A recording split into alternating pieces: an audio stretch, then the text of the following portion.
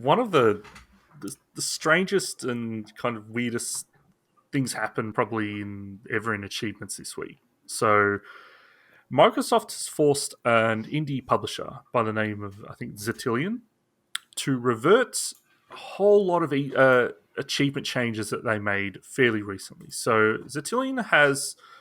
So we're talking about... I'll just include the games right up front. So the games that are affected in these changes that I'm mentioning there, it's Pixel Gladiator, Castle of No Escape 1 and 2, The Explorer of Night, ReactorX, Dark Grim Mariupolis, and a game called Smart Moves. So these are all very, very relatively unknown indie titles that were originally released on Steam and then they're put on Xbox. And likely, I think most of this stuff is on Switch as well. So what Xitilon had done was...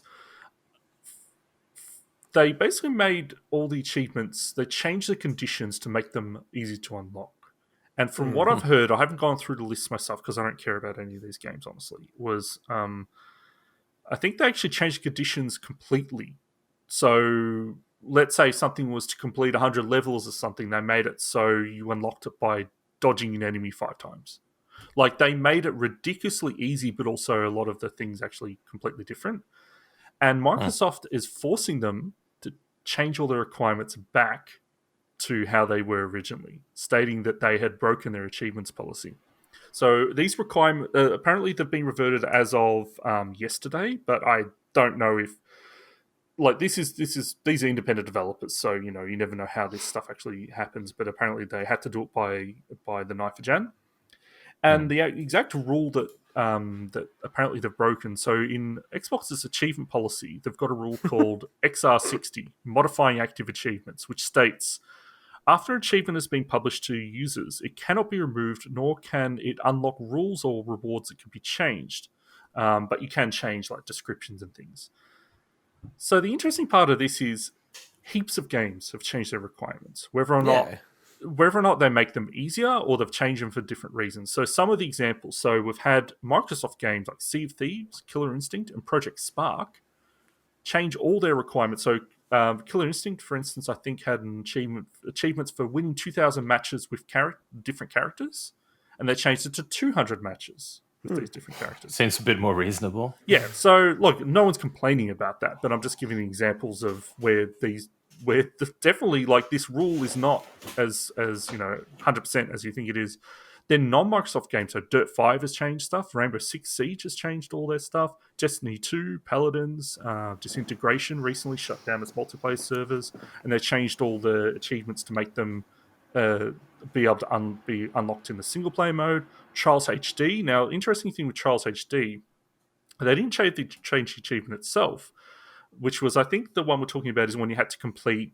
I don't know. You remember this game very well. It was the final level run without dying. The marathon or something. The marathon. And I got close to doing that. Yeah. I think I got it in like 3 or something like that. So what's interesting with Trials HD though is that they didn't change the achievement. They just changed what was in that marathon, that series of levels. So there's lots of examples where this stuff doesn't actually go against the rule, because if you're changing the in-game content that still meets what the requirement is, it doesn't make a difference. So when we're talking about Sea of Thieves, for instance, a lot of the stuff around that was, well, they changed it to make it easy to get the items, but you still need to collect the same amount of items. But there are definitely cases where it has been changed. So there's definitely cases where, it has happened. But at the same time, so I'm going to put everyone to blast out on this stuff. Like, I think what's that subreddit? Am I the arsehole? Like, everyone is it. Everyone sucks here. And so it sucks by, like, this is Xitilon. From what I've heard, and I've read a lot into this, the games weren't selling that well, and they saw a huge increase in sales by doing this. Interesting. So they made all the achievements really easy to unlock. Now, at the same time, there's rules that basically say you can add in title updates that are worth 1,000 points each, 1,000 game score. So you think back in the original game score days. So just for one. They used to be one game. Some of these games have like 3,000 achievements in them now, like points. So And in total, these games take like 30 minutes to an hour to complete. So this publisher, honestly, is just they're horrible. Like, this stuff just devalues people that are into this hobby. No, that they're not horrible. No. Look, I'm going to defend something, right? Like, No, they're not horrible. Change the rules of the system. Don't hate the player. Hate the game, man. Yeah. No, so I'm saying I think they're horrible because it devalued, for me, it, like, as soon as this stuff started happening quite early on, like, this is not a new thing. A lot of these developments are new, but, like, this has just essentially meant that gamerscore means very little, like, the amount of gamerscore these days. Gamerscore already means very little. Well, leave your comments to yourself then. So, can I just say something, Swinny? So, like, with that, I actually wish, and I've said this many times, not so much on the podcast, but to you, I just wish that it actually did run like a system a bit like True Achievements, where your achievement score was a dynamic number and it depended on what you unlocked, but then it also depended on how many people had unlocked that. So if you've unlocked something that's very rare, that's worth 20 times the points of something like this that is super unlockable. And I think that if you just did that simple change of making it so that your score is just totally dependent on what everyone else does, then a lot of these things just get eliminated. Because, you buy this game, but eventually the... So basically True Achievements actually incorporated by Microsoft. Yeah. Which would make perfect sense. I just think it... Sorry, you go, Swinny. I think I know what you're going to say.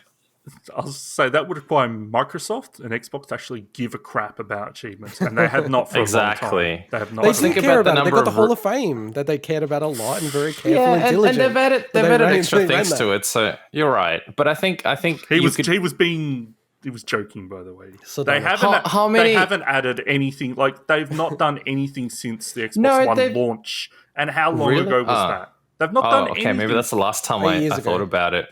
Yeah. No, but I thought there were like that they've added daily achievement things, and you get those Microsoft points or whatever it is by unlocking X amount of achievements per day or doing so. I thought they added stuff like that. So they haven't added daily achievement stuff. What they've done is they added quests to Game Pass. Yeah. Okay. That may or may not be associated to achievements. So, like, some of it's like install a game, 5 games from the Xbox. Like, a lot of it aren't related. Man, I'm so out of the loop. From someone who was a diehard Xbox fan, was totally into Xbox. I still have, unfortunately, a photo of me somewhere on the internet from the launch of the Xbox One with me holding it above my head that made it to like news.com.au or something. Really? Yeah, it's on this. So, oh god, it better not. Shit. If you're out of the loop, maybe let me finish this story and then we. Yes, please finish. Wait, no. That's fair enough. That is fair enough because I have been. I stopped at like 130,000 and I reassessed my life and what am I doing with it? All right, go on, Sweetie. Go on. But wait, just quickly on that point, I think I'd imagine one of the reasons why they don't do this is because the amount of moderation required to. So obviously, the achievement website, how many moderators are on there? It must be a whole bunch, right? To kind of decide the weight of something, or is it fully algorithm based? It's fully algorithm based. Oh, wow. Okay. So then, something they could totally implement. Yeah. There's times when they may need to, rework stuff. But anyway, so getting back to Xitilon, so they've had to revert all these changes. So it's too late now for anyone that... sorry, I think he found it. I did. I did. You got to see this, Swinny. Go on. So, and this links me back to... just to finish, so I think both Xitilon are terrible for exploiting the system and devaluing achievements, but also Microsoft is honestly... they've got a lot of double standards with this stuff. But the hugest double standard is another Xbox rule, right? That says, under XR55, that all achievements in the title must be achievable. So if they're holding Xitilon, accountable for that other rule, the amount of games that have broken achievements and no one has ever unlocked means that this whole achievement policy is just completely void. It's ridiculous. It's ever since they allowed self-publishing on Xbox One, which you think in theory is a great idea. Suddenly, the amount of games that had like the quality control issues. There's games that you just can never complete because they're glitched, including Microsoft's own published titles like Wasteland 3. Now that may get patched; it's still a fairly new game, but in Exile or Exile, however you pronounce them, there's such there's such a flaky developer. Like their games are so glitchy. So if you're going to uphold the other rule, you need to uphold all the rules. It's ridiculous. So I agree. By the way, we're not saying they're a flaky developer. They're just flaking their development when it comes to achievements. Their games are buggy in every regard. Yeah, but I mean flaky. When you call someone flaky, you're like, shut up, Mike. Shut up, Mike. So the last thing I was just going to say about this was, you know that game that I mentioned at the top of the show that I was playing, Nexoria Dungeon Rogue Heroes? Yeah, that one. So I completed that. So I had 2 completions, right? Yesterday, they added 1,000 more gamer score. What? In a title update to that game that I just completed this week in the same week I was going to talk about this bloody story. For what? Like, what did they add? Just like a giant DLC that's bigger than the original game? What did they add to it? They added 1,000 points for doing something that's going to take me 20 minutes. Oh, well, nice. I mean, that's good. No, I'm not saying it's going to be hard to do, but it's just like, man, like, what the hell is going on with this? Like, that's why I'm all for Microsoft clamping down on this crap. As much as they have double standards.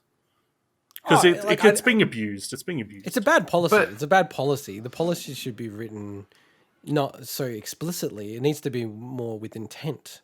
Like the intent is to have your achievements spread out across the game, that it mirrors completing the game and the challenges that are within the game, right? I think that's what people think of when achievements, not I boot the game up, I jump around a bit and I get 1,000 gamer score. Like that's But I don't know, like intention. It isn't the intention, I guess, but if you're a developer, shouldn't you be the one that ultimately has a say what you want people to achieve in your game? Like, why would Microsoft... they are the platform holder. They can decide how they want to structure these things. Of course they do, but I'm saying why do they, in the end, why do they particularly... Like, if I come out with a game right now and I have the lamest, easiest achievements, like 100 points to just press A to start the game... What's it to them? I don't get it. Well, think about this, Mike. If for people that... Because I don't hunt for... It sounds weird. I don't hunt for gamer score. I hunt... No, but no, it's true. No, I don't. Yeah. Like, not gamer score itself. No, you don't. I hunt for achievements, like unlocking and completing a game's achievements, not for the value of what those mean. I don't even know what my game score is, right? Because it's so big. It's astronomical now. You can't even measure it anymore. That's what she said. It's so meaningless these days. And the thing is, there's a lot of people that still do that. And a lot of people in the achievement community don't like these kind of games. Because you have to buy them.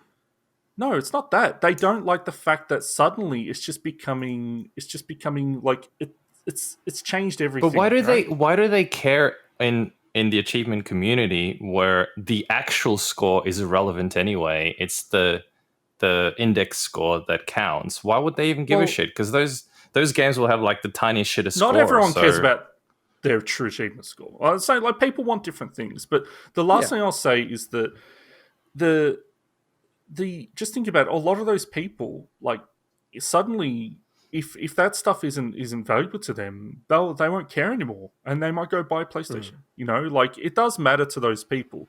I think Microsoft... Yeah, but from like 1 or 2 games, because I don't... What I'm trying to say here is that I think Microsoft are overthinking this, because it's not like every developer that comes out is going to put the easiest achievements in their games. It's a slippery... I don't think they'll do that. No, it's a slippery slope, though, because if one indie developer... and it's already happened. That game I mentioned, Nexoria, is not published by this publisher. Sorry, just to say, I feel like it's rare. No, just to give some clarity, there's a YouTube channel called, I think it's Chivo Gaming.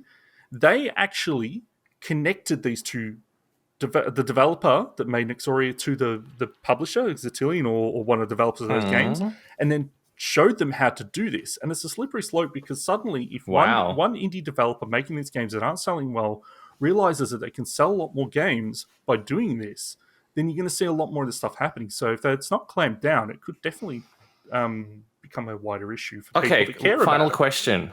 What's the ultimate negative impact on the end consumer, though? Well, are we talking about the end consumer in general, or the end consumer that cares about achievements? The end consumer in general, as well, it doesn't matter generically, not subcategories. I'm talking about like as a greater thing. Is it a negative thing that all of a sudden you get easier achievements, or is it like because those people aren't playing these games anyway, irrelevant? so it doesn't really honestly affect them. It's affecting a niche group, but these achievements are a niche thing in general. So yeah, it's interesting. Yeah. See, as someone who I guess it's a matter of perspectives here. As someone who isn't into achievements now, but used to be into achievements, I would be like, hell yeah, it's easy to get these achievements. Thanks, developer. Like, I wouldn't see it as a negative thing personally, because in the end, if I give a shit about getting a bigger score, the easier you make that for me, the better. So I'm happy with that.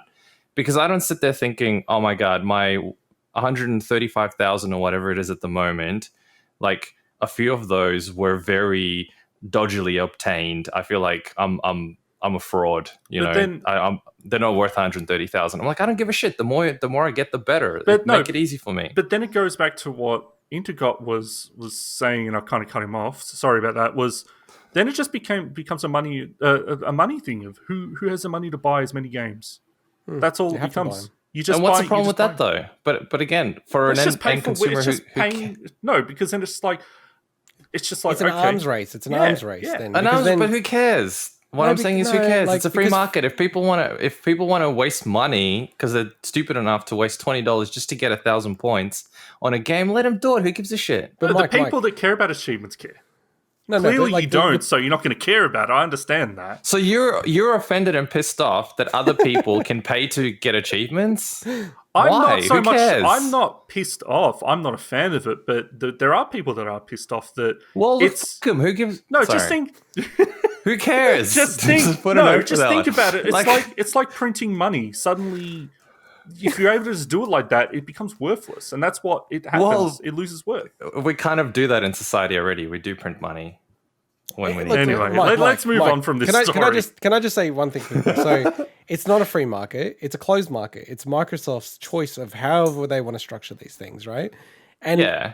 I think, yes, if someone comes on board and has got really bad achievements, Microsoft isn't doing enough work to check that. They're not. It's just a fact.